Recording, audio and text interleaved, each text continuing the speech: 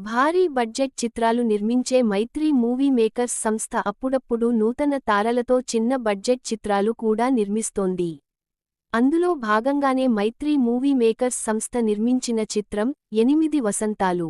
నూతన తారలు నటించిన ఈ చిత్రం ప్రేక్షకులను మెప్పించిందా? ఆడియన్స్కు ఈ చిత్రం ఎలాంటి వినోదాన్ని అందించిందో తెలుసుకుందాం. కథ: సుద్ది అయోధ్య అనంతిక సునీల్ కుమార్, యువ రచయిత్రి. నాన్న చనిపోవడంతో అమ్మతో కలిసి ఊటీలో ఉంటూ మార్షల్ ఆర్ట్స్ నేర్చుకుంటూ మరోవైపు పుస్తకాలు రచన చేస్తుంటుంది. తన రచనలతో ఎంతో మంది అభిమానుల్ని సంపాదించుకుంటుంది. రచనలు: మార్షల్ ఆర్ట్స్లో ప్రావీణ్యం ఉన్న వరుణ్ హను రెడ్డి సుద్ది అయోధ్యను ప్రేమిస్తాడు. ఆమెతో తన మనసులోని మాటను చెబుతాడు.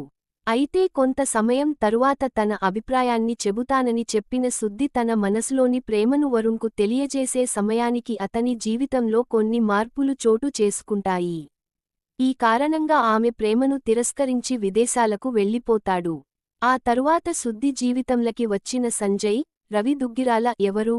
అసలు వరుణ్ ఆమె ప్రేమను ఎందుకు ఒప్పుకోలేదు? సుద్ది 8 వసంతాల ప్రేమ ప్రయాణంలో జరిగిందేమిటి? చివరకు ఏం జరిగింది? సుద్ది ఎవరిని వివాహం చేసుకుంది అనేది మిగతా కథ.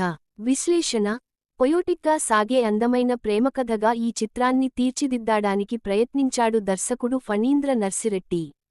సినిమాలోని ప్రతి విజువల్, ప్రతి సన్నివేశం ఎంతో కవితాత్మకంగా ఉంటాయి. ముఖ్యంగా సినిమాలోని విజువల్స్ అందర్నీ ఆకర్షిస్తాయి.